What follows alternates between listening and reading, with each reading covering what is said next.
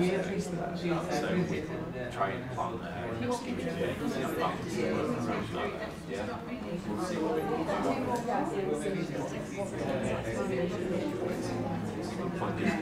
About LTI, so if there's somewhere that we could use as a venue, that's a very good start.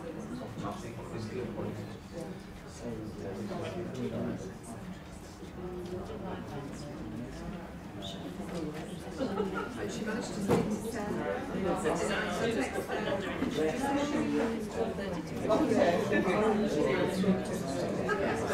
she had been trying to get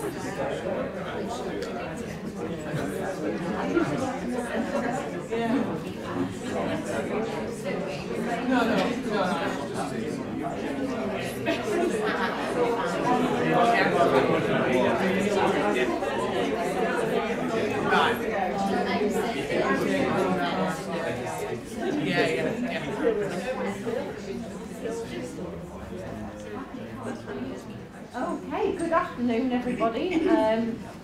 Hello, my name is Yvette and welcome to Friday Report Out.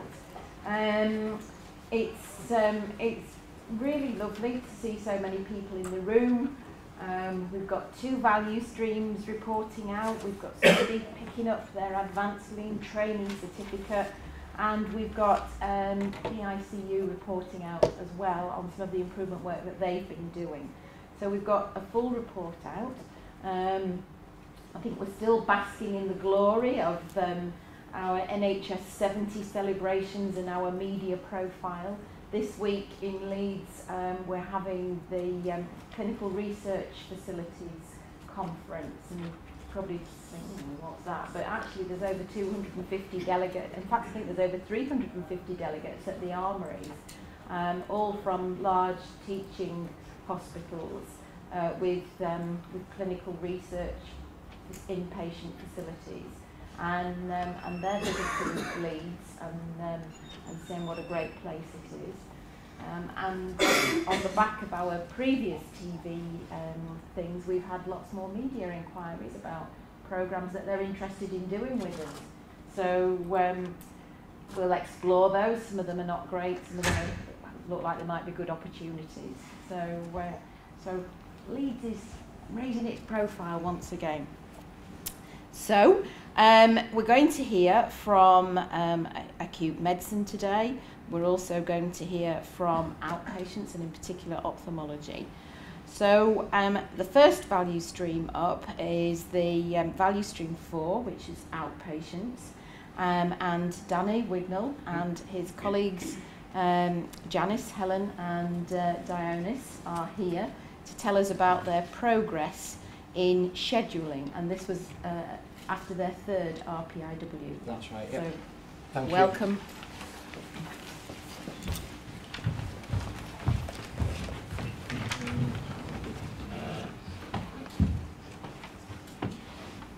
There we go. Oh. Anyway, I've gone a bit too far with that, never mind. So my name's Danny, I'm process owner for the ophthalmology corneal clinic scheduling RPIW we did. This is our 90-day report out. So the main issues basically we had long waits for patients. I've totally messed this up. Is it? We're going right to end. Is this you? No, this is the next one. Jimmy? Jimmy can fix it. You're giving everyone See you, Jimmy. You're giving all a go. I know. It's modern technology. I know. Thank you. I've got a good suggestion. Yeah, let's Use just the press arrow that. key, not the touch screen. Brilliant. You're on. Thank you. Right, we're on. So our main issues for this corneal clinic scheduling, there was a lot of long waits for patients. Consultants and doctors were constantly interrupted for advice and information. There was a lot of disorganisation around the clinics. There were staff unsure who was doing what, who's in on what day, who's covering this, who's covering that. So as an outcome of our week, we put together a newspaper with 7 different actions, and these people come in to let you know what their actions were and the summaries of them. Just a few quotes from patients that we got. So it's people like, the care's good, it's just the waiting and the interruptions that cause delays in clinic. I wouldn't want to work here, it's terrific. Sometimes I'll wait 3 hours. But then at the same time, you've got reception, we're calm and polite. Everyone I've seen has been excellent, so it's good feedback. It's just the waiting, the hanging around that's causing the issues. So these 7 actions, everyone's going to introduce them to you and tell you what they've been up to. And we'll start off with interruptions by type there. So a lot of patient advice interruptions. And we'll start off with Janice, tell us about the production board. Okay, thank you. Yep. Hello, my name's Janice. So if you were here at the first report out, you might have seen us holding this up.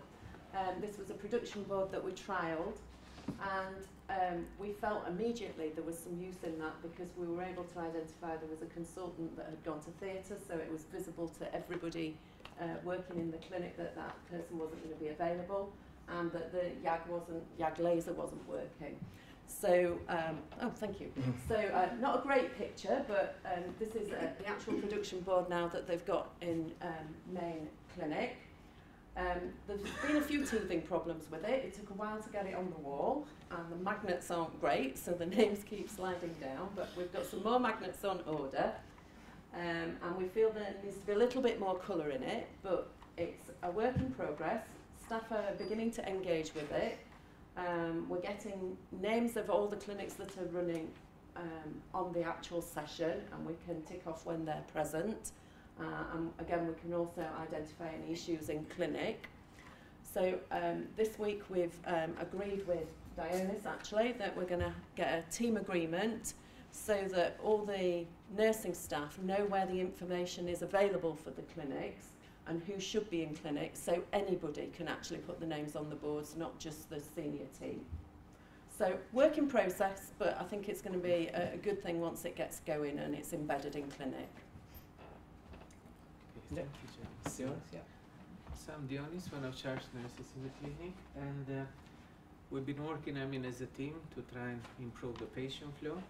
So I'm just going to say something about the corneal clinic setup. So we usually do the routine setup, which we set up, clean the rooms, clinical rooms, put out the drops, the equipment, tonometer, lenses, and so on.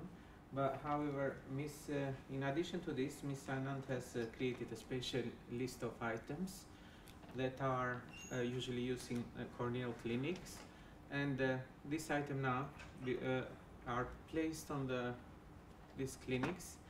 And it saves a lot of time for the doctors to get them, to have them there rather than get out and collect them, which reduces the waste management.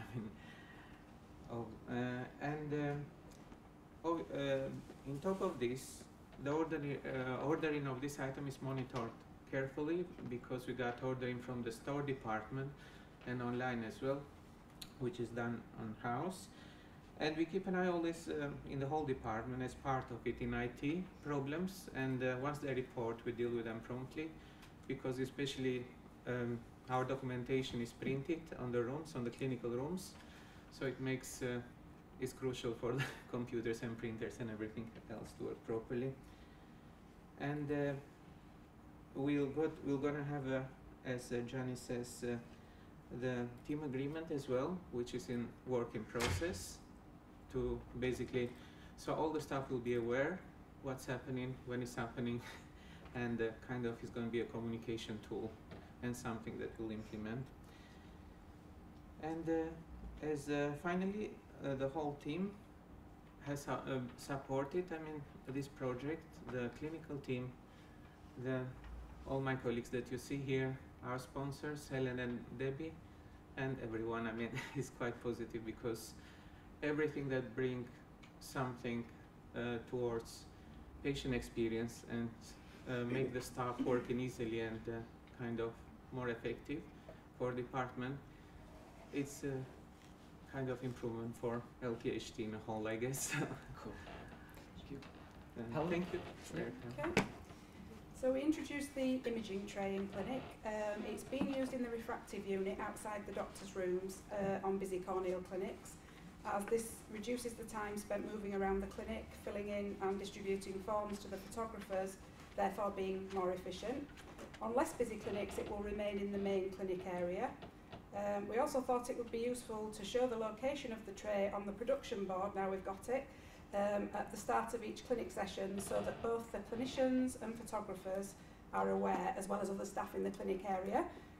This is also a work in progress, and we'll need all the team on board to help make it a success. So, keep going. Matt? I have slides, no slides. No slides. I'm not one of the doctors working in our clinic. So part of the issue with our corneal patients in clinic is that a lot of them are requiring a lot of investigations. And what's happening is they're being seen in clinic room by a doctor who then decides they need this test, this test, and this test. The patient is then forced to leave the room, go get their test, and then come back. Some doctors get around this by going through the notes before the clinic and writing in the patient notes, please get this test, please get that test, etc. So we thought we'd try and reduce the waste in this process by introducing a pro forma or now a stamp. We'll just go into the notes. Relevant tests are ticked, either prior to the clinic or prior to the next visit. And that should hopefully reduce the movement of patients around the department, reduce the interruptions to the clinic consultation, and hopefully improve patient flow to the department. Work in progress, but watch this space. Paula? Right, so it's just to discuss some of the barriers or challenges that we found. It's sort of difficult to change your mindset of how we work, and it's sometimes easy or comfortable to fall back into how things were before, so it's to try and remember the end goal and to keep going forward. Also, it's difficult sometimes to get everybody on board with their ideas, to see them in a positive light, that they can improve the service, and sometimes it can take a while to implement those. And some of the key learnings, communication is key to all members, to know that the changes are happening and when and why they're happening, and that they can improve the service, and to be realistic and take any feedback on board. To be proactive and meet with the sponsors to discuss progress or teething problems, so these can be ironed out as early as possible. And finally, to persevere, to keep positive, but be adaptable going forward. And just a quick summary of some of the key improvements we've made so far.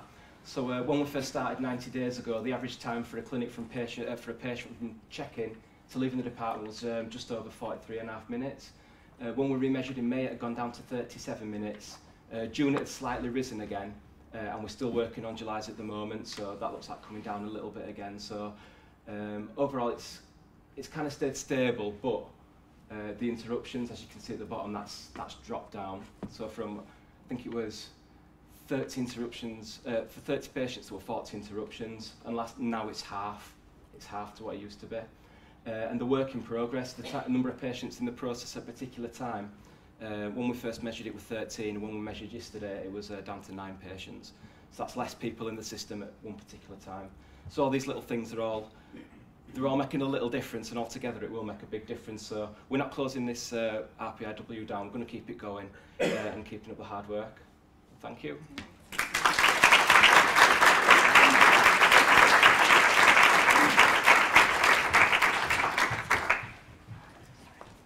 Well done, and it's really good to see you sticking with it and to see those remeasures.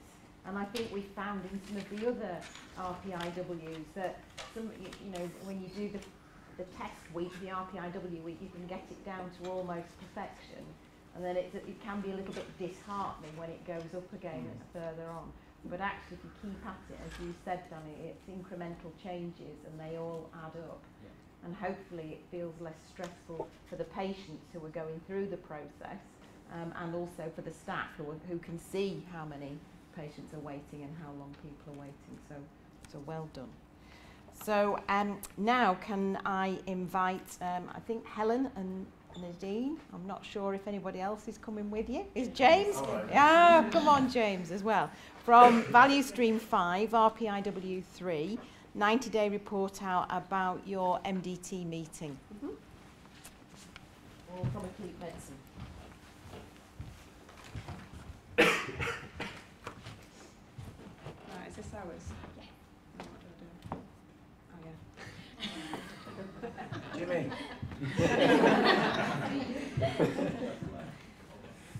So on acute medicine, we were challenged to look at our MDT meeting and just to see whether it was needed in order to most effectively manage our patients. Every patient on the ward is seen in the morning, and then following that we have what was a sit-down meeting to discuss every patient and what the plan of care was from there. One of the things that we did to try and improve it was we put in the MPM board. As we were going around, we found that no one kind of seemed to know what was happening and where we were up to. So we put the MPM in. As the patient's been seen, we then ticked the patient. So we then knew roughly who's been seen, where we were up to.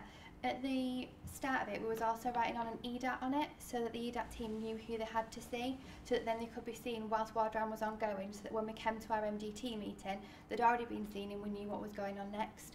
As it's progressed further, what we've also managed to do is identify the homes on it, so the discharge coordinators don't need to wait for the MDT meeting, they can already start planning the discharges and working on them. And we've also included now the Fit to Lodge scores on there as well, just to improve the accuracy of it and just as a prompt to ensure that everybody has a Fit to Lodge score already identified, ready for ward round. So the MPM stands for multi-purpose map. Purpose map. So it's basically a map of our ward, how the bays and the side rooms are set out. In addition to the MPM, we introduced a daily plan. Obviously, there's a lot of rotation within the medical team. New doctors come in every 4 months, and even at weekends we get different members of the medical team. So we've kind of written a flow chart of how the running of our ward should flow. So yeah, they know what they're doing.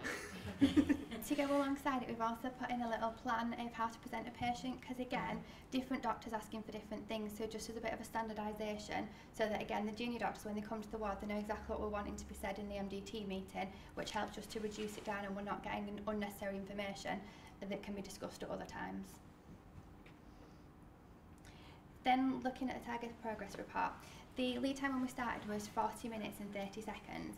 We managed to get it down to 22 minutes, but now it's kind of gone back up a little bit to 25 minutes. But we found from speaking to the ward staff that's partly because at the minute our doctors' numbers have gone down, and also the acuity and complexity of our patients has gone up, so that when we are doing the MDT meeting, they are needing a little bit more discussion and there's more things going on with them. With regards to quality measurement, the EDDs we've maintained, we've improved from the 60-day report out. The couple that we're missing is normally due to patients who have arrived during the ward round and they've not yet been seen by a senior doctor. With regards to quality as well, we're going to re-measure again at the end of September once the new doctors have started, because obviously with this value stream it kind of overlapped with the last set of doctors, so it's something that we had to change with them, so it'd be good to see how it's worked with them doing that from the start of their rotation. So yeah, what I was going to talk about was just my feedback of using this MPM.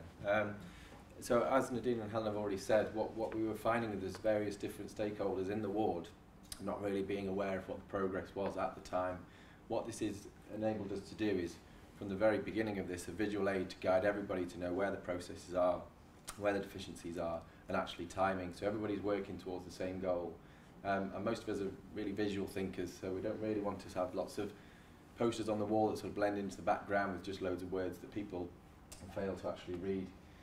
We also introduced the morning briefing, which is to allow the medical team, and as we've already pointed out, we get generally new doctors working with us every week just because of the nature of where we work. So there's almost like a mini induction and a meet and greet so that doctors know which nurses they're working with. So there's less distraction about patients that they may not be particularly caring for from both sides of that equation. And also to put a name to the face. We discussed all the safety huddle features, we estimated time for the debrief, and then we're able to work towards the same goal as well. I found it fantastic. It really sort of is a focal point of the ward now to guide the MDT meeting. And the only sort of sticking point I would have is that whilst we're still hearing the last report out, we're relying on marker pens, blue tack, laminated sheets, and we'd love to integrate this into an IT solution so it would actually improve the efficiency even more. But obviously that's a sort of bigger nut to crack, I would imagine. Then finally, just going forward, at the minute our team's been kind of very much gen med based, so we're just looking at seeing if we can take it onto the elderly ward with some more buy-in from them, but we just need to ensure that whatever we do, it fits both the gen med and elderly patients. And I'd just say that the key learning and the barriers that were reported, we could almost put exactly the same 2 slides on for our 90-day report out as well. Thank you. Okay.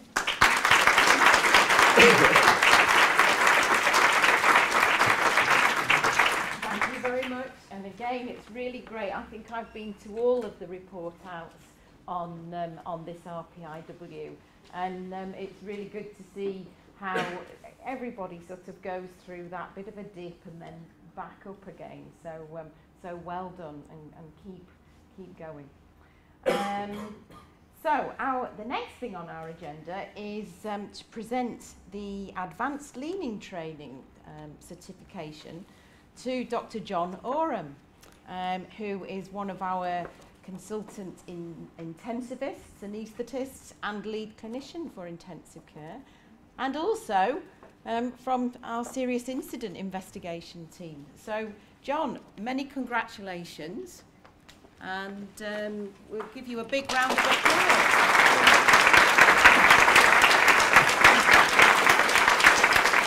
I don't know whether you want to say anything about your training. I was dreading that. Helen's not here, is she? We were told she's listening. Is she? Yeah, so, I won't say anything. Choose your words carefully. We were told to prepare something for 2 minutes, but I thought I've left it so long no one will remember that. I think the thing to say that struck me is that from the outside looking in, the Lean for Leaders, the advanced lean training, it all appears quite opaque. They talk in a language that you don't understand, and it's all very complex. And when you're in the course, it doesn't get any easier. Takt time, whips, whip, lead time, the graphs, it swamps you. But the thing that you do get coming out the other side is that this understanding that the concepts themselves are actually fairly simple. I don't know if Helen would agree with me. And it's about empowerment. Basically, there might be a smaller number of people who can do the graphs and do the maths, but actually the changes that we're talking about are for anybody to do. Fantastic. Thank you very much, John.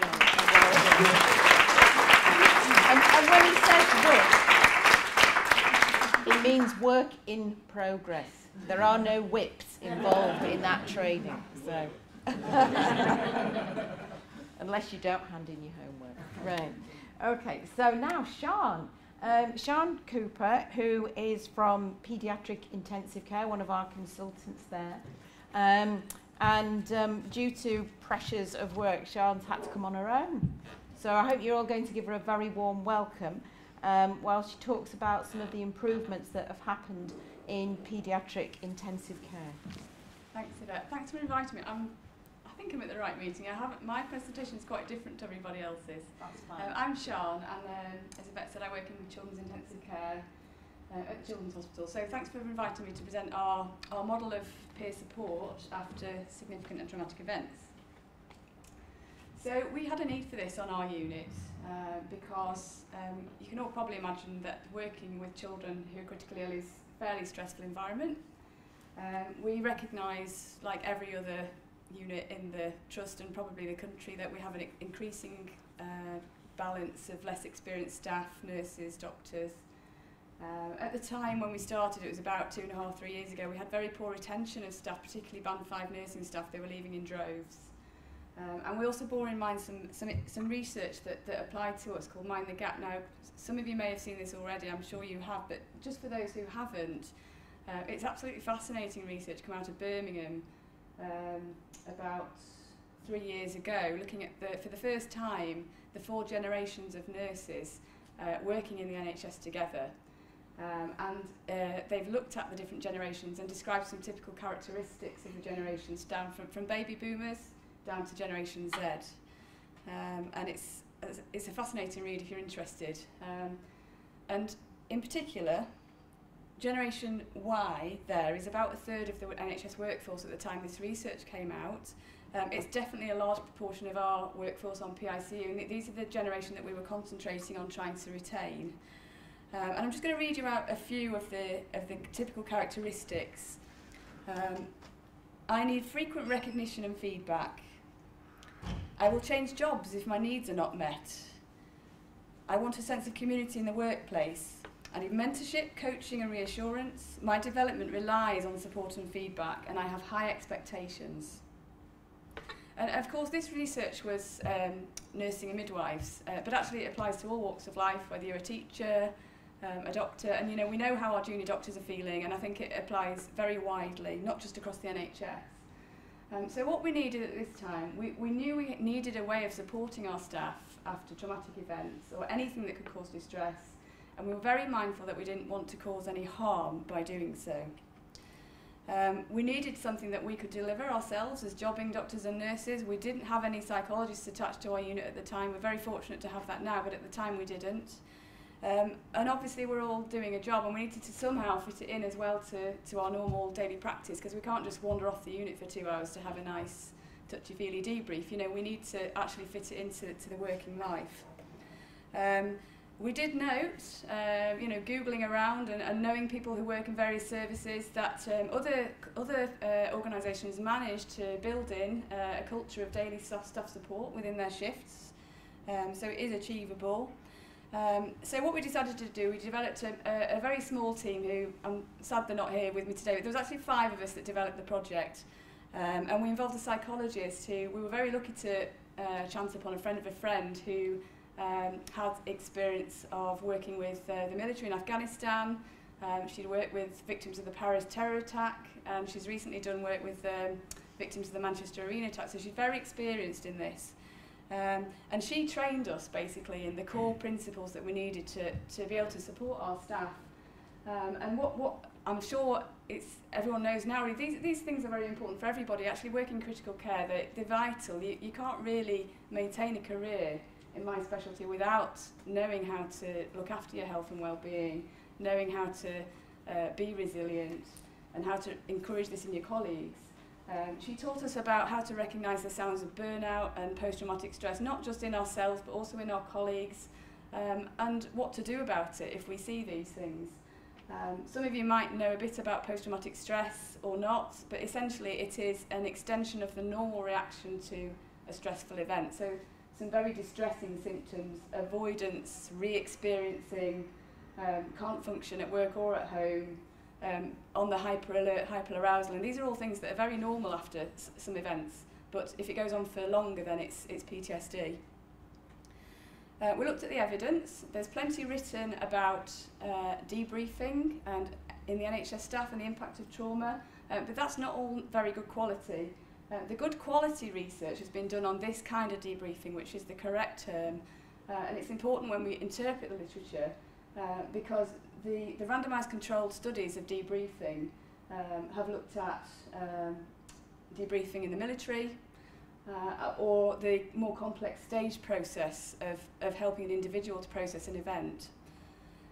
So, and this is that it's been well studied, and the conclusion is that this kind of debriefing actually can cause PTSD and can cause depression. So we were very worried actually at this point. We don't want to be causing this in our staff. But luckily there was some other evidence that gave us a bit more, you know, we felt, okay, we can go on with this. We know that giving the participant control is important and is helpful, and we know that good peer support has been shown to be beneficial and protective for staff. So we basically developed a model with the psychologist, an adaptation of something in the literature that can be done fairly soon after an event, and wrote some fairly detailed but also pretty brief guidance, so it's just a few pages to help facilitators deliver this model, and then we tried it out. So just a little bit about the model itself. We decided what might trigger a meeting, and it's fairly standard at the top, a cardiac arrest or an emergency call. These are the things that usually we think staff are affected by, but actually we just set it very generally. If staff need to offload about something, they can ask for a meeting. We wrote a little bit about how to plan a meeting, and there's a couple of key things here, which is that attendance is voluntary, so you must not force a member of staff to go into a meeting about an event. That's very important from the literature.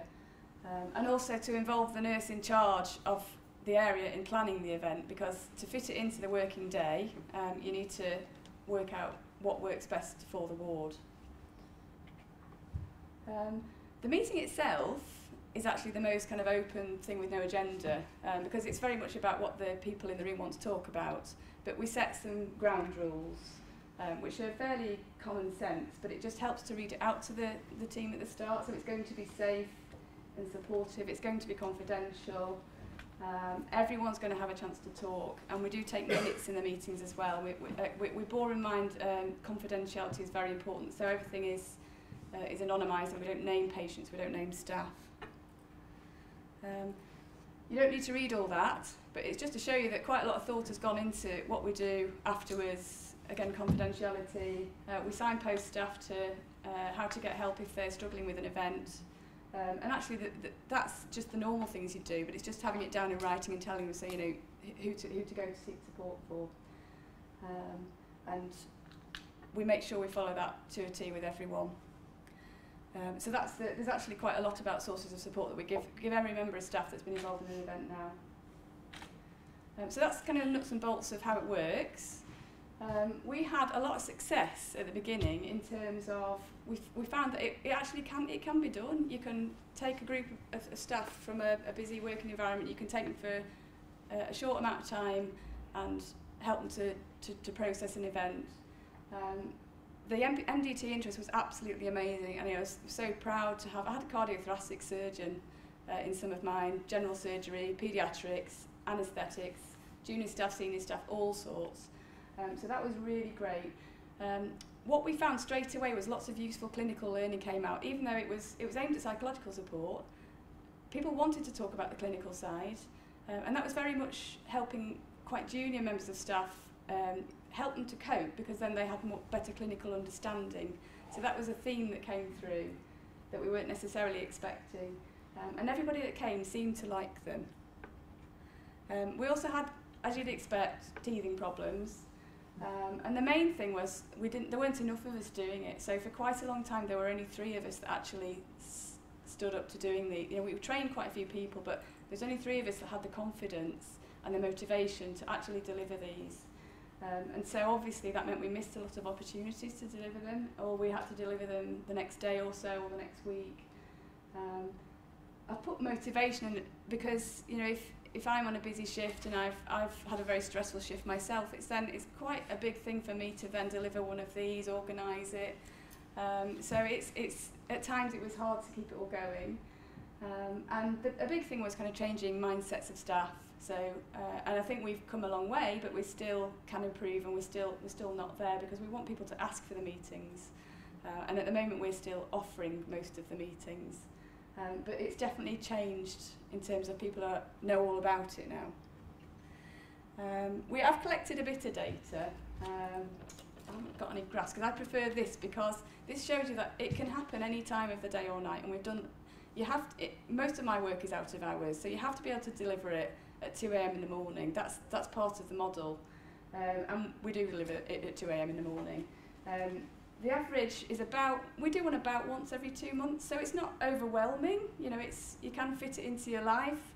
There have been months when we've had maybe 3 in 1 month is the most, and that's proof there that you can do it in a short time. The average time is 23 minutes actually sat in the room talking about the event.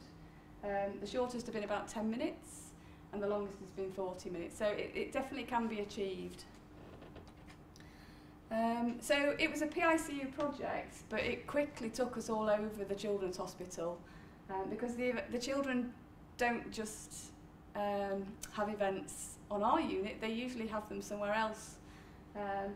So we ended up going all over the place, and in fact we ran the timeouts all over the place. It wasn't just in our unit at all.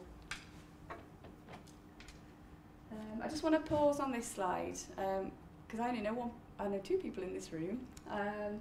So I'm guessing that most of you haven't set foot in a paediatric intensive care unit, and this is about the kind of themes that our staff need support with.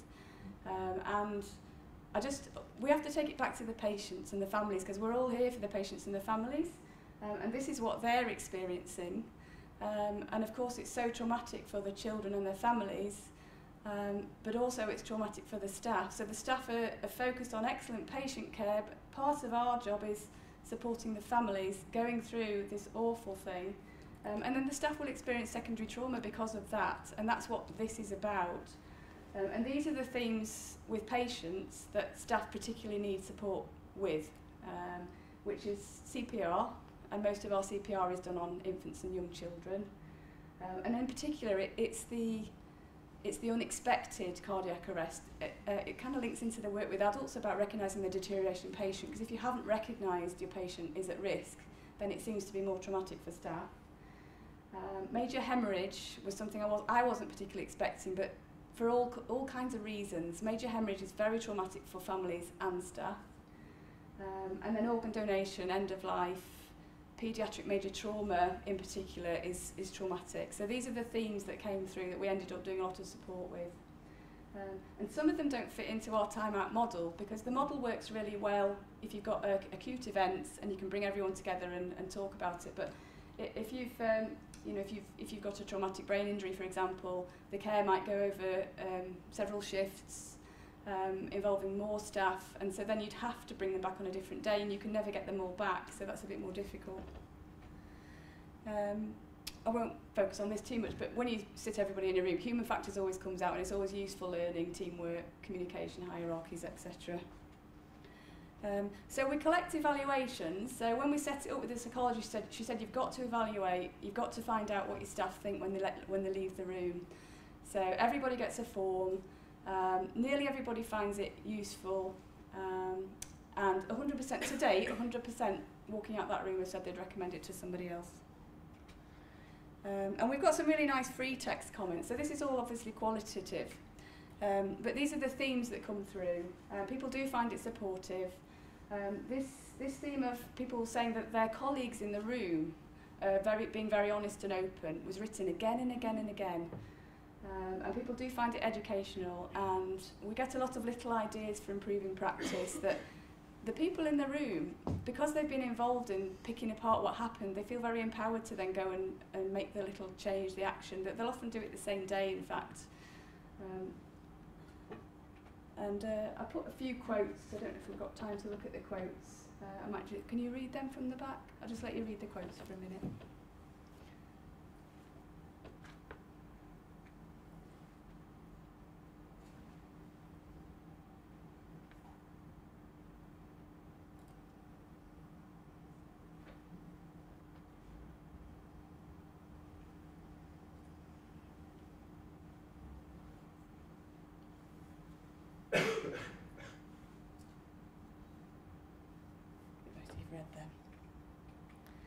Of course, it's not perfect at all, so we asked people what they would change, and actually the main thing is about logistics.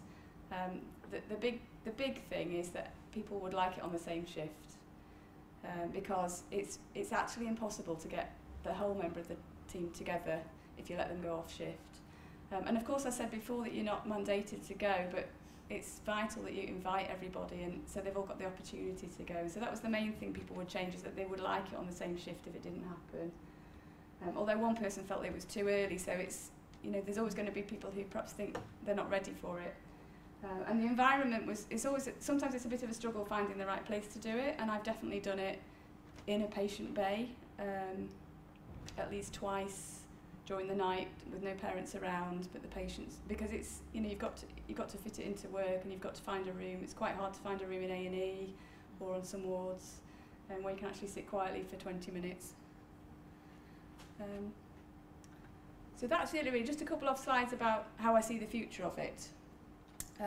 We've had quite a lot of interest from the Children's Hospital, so 3 of us running it obviously was not enough on PICU, so we decided to do some formal facilitator training. So we've designed a half-day training course, and we put this out, and we've had lots of interest from the Children's Hospital. So what you can see there is actually 2 other big areas taking it up, which is paediatric oncology and paediatric emergency. So they've each sent about 7 or 8 from their teams to come and train, and they want to take on the model. But there's also quite a lot of interest from other areas in the Children's Hospital. And it's really important not just to be doctors. So we've got 2 consultants and a nurse delivering it, but we've now trained quite a lot more. And in fact, our Band 7 nurse, she's Emil, she's actually the driver behind this whole thing. She's fantastic at facilitating. and she does a lot of them. We're doing another training day, and we're going to start some support sessions so that the facilitators can then have some peer support, hopefully with a psychologist, just so that they feel supported doing it. Because I think that's one of the barriers to getting it running is people being afraid of doing it. I've been supervising some qualitative research, which has been absolutely fascinating. We've got our own kind of version of Louis Theroux, one of our trainees, who's interviewed staff, and he's put it all together. And it's come out with some really interesting themes about the culture of the unit, and how we're supporting our staff and what things they're worrying about, and how we're helping them, and how we can help them better. So that's where it's going. I think it's a model that could be applied to many areas, and I think that's probably everything I've got to say to you. So that's it. And any questions? Happy to answer them.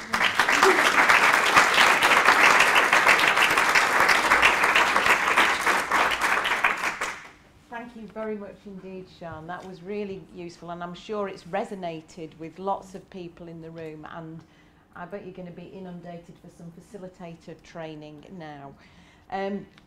So, are there any questions for Sian?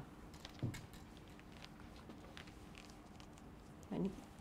No. What about acute med? Do you think it would work in your area? Yeah. We had a bit of a we started some. The adult RTO, the resource training officer, came to ask us if she could use the model, and she took it and piloted it. And what she found was that the staff were wanting an hour-and-a-half meetings, and they were wanting much more than this. And she said that we need to go away and develop something different and bigger. So that was interesting. Nice challenge. So we said that's fine. You go and but she wanted to roll this out in adults, and then she found that the stuff on. I couldn't really work out how they were having a time for a 90-minute session off the unit during their work. But she said that there was a bigger need than this model, and they wanted to do something with psychology. The thing with the staff, you can't do this with psychologists because they're not there in the middle of the night or at weekends, and our staff need something then. Yeah. You mentioned the timing is a bit wrong, and so these overlap several days. Yes. If someone can't get to, for whatever reason, that one, do you ever run the same one again, or do they just miss out on that opportunity? No, and the qualitative research has been really interesting because there's a big theme about staff resenting coming in on their day off, not just for the meeting but the commuting time, not getting time back. They will come on if they really want to come to the meeting, but actually they don't like doing that at all. So a big theme is that they want it on the same shift. And I think a lot of it is just about offloading, and as a trainee, I've lost sleep at night and ruminating about something that happened. And if you could just have a session like this before you go, it just helps you to make sense of it in your head a bit more. And I think probably it shouldn't get confused with something like a Schwartz round. No, it's not like a Schwartz round. You know, so what you're talking about really, Sian, is something, as you said, immediate, that actually helps to reduce, hopefully, the incidence of PTSD. Yeah. I mean, one of the things we've learned from doing this and from the research is that there are different types of meetings that you need. So this model works very well for the short, sharp event on the same shift, but I think you need a different model for a patient whose the care has been difficult over a few days, and we need support with some of the challenges that we have over weeks or months on intensive care. Our staff need that probably needs psychology support, and so that's why we have a psychologist now, so we can have some different types of meetings. This one is really the one that works if you're staff on the ground delivering it at any time of day, and just need a bit of structure. Yeah. Okay. Thank you very much. Oh, sorry, Helen. Thank you very much. That was really interesting. You mentioned at the beginning around staff leaving in droves. Have you seen a difference? I've got time to show you. Yeah. So the first thing I need to say is that this was just one tiny bit of what we did to try and keep staff. Yeah. But that is the latest figures for our staff turnover and stability. So there was a general trend for improvement. Last year we lost 6 nurses to the Middle East. They all went together. So I think that's probably why you see the downturn. but that's the general trend. But just to put it into context, that's all the initiatives that our nursing staff did to improve retention and recruitment that have already been completed. So mine's just one tiny bit of that, and then more things they're doing now. So they've done a lot, and it is better, but mine's just a tiny part of it. But as we have learnt through the Leeds improvement method and hearing from other projects, it's about incremental changes, isn't it? And it is about how lots of small things can lead to a much bigger change, and it's different things for different people. So thank you very much, Sian. So, we just have a couple of minutes left. So are there any questions for our other presenters? So Danny and team from Ophthalmology Outpatients, and Helen and Nadine and James from Acute Medicine. Has anybody got any? I just Jen? like to ask Danny in your team, does it feel different? So it sounded like it ought to do, but how does it feel? How does it feel? I think at first it was a lot of excitement, do you know, about possible changes and what have you. I think some people got a little bit downhearted when it didn't have an immediate impact. It's not going to change overnight, so I think mood changed a little bit and felt a bit down. But I think recently we've started doing regular meetings with the sponsors as a way of feeding back on what obstacles we've got, and I think things feel like they're on the up again a little bit now. So I think the other guy said as well, there was a bit of a dip and then it goes back up again. Yeah. So I think hopefully we've had this dip and now going back up again. Yeah. Thank you. And anything else on Value Stream 5? I mean, I want to just say congratulations, because I know that the latest audit for the 7-day services has shown that you have met the target, more than met the target, for seeing patients by a consultant within 14 hours of them being admitted. And that's not just about the consultant, it's about the way the whole team works. So I know that this is one RPIW and that there have been several, but you know, I think it is definitely really good at the way that you've all worked together, and you have taken the trust to the 90%. So we knew that if acute medicine and elderly could do it, that we would get there. But thank you very much indeed, because that's made a real difference. So we've just got one final thing, if nobody's got any more questions, and that's just, I think some of you will have seen that we had Time to Shine on Friday. We had some fantastic winners there, and lots of shortlisted teams that were highly commended. But also, I think all the nominees have been getting some certificates, and I'm just want to present Sophie with one, because she was nominated as an unsung hero behind the scenes. So, Sophie, congratulations.